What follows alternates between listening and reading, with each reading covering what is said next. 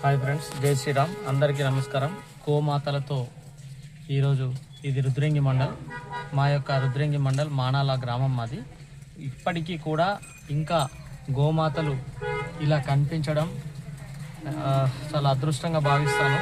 ఎందుకంటే గోమాతలు ఉండడం చూడండి, ఎన్ని గోమాతలు చూడండి.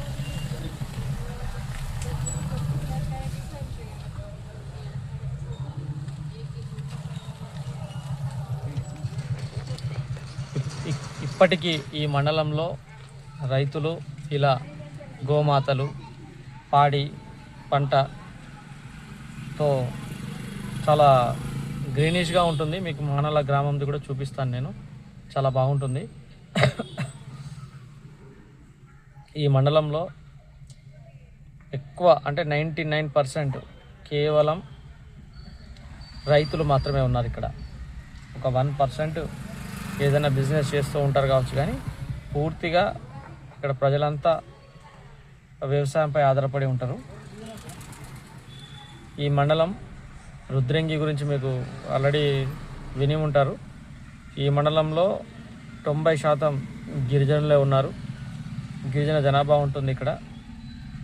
9 గ్రామ పంచాయతీలు ప్లస్ రుద్రంగి 10 గ్రామ పంచాయతీలు కలిపి ఇదొక మండలం. 9 గ్రామ పంచాయతీలు కూడా గిరిజన గ్రామ పంచాయతీలు. ఇది రాజన్న సిరిసిల్ల జిల్లా.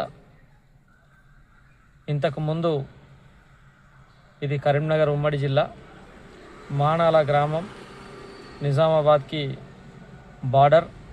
Parliament Nizamabad parliament. ఇది ఇప్పుడున్న నేను మండలం, ఇది కరీంనగర్ పార్లమెంటు. అయితే ఇక్కడ మండలం హెడ్ క్వార్టర్ ఏమో కరీంనగర్ పార్లమెంట్లో ఉంటుంది.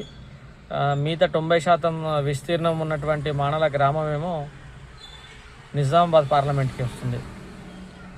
మరి ఇక్కడ ఈ పరిపాలన ఎట్లా సాగుతుంది ఏంటి అనేది కొద్దిగా అయోమయమే.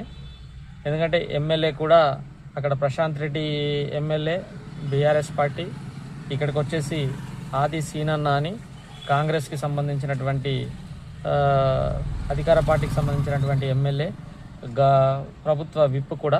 ఇప్పుడు ఇక్కడ ఈ రుద్రంగి మండలం మాత్రం డెవలప్మెంట్ ఉంది, కానీ 9 గ్రామ పంచాయతీలకు వెళ్ళే దారి కానీ అక్కడ వసతులు కానీ, ఆ 9 గ్రామ పంచాయతీలు ఇక్కడ నుంచి 5 కిలోమీటర్ల దూరంలో ఉంటాయి.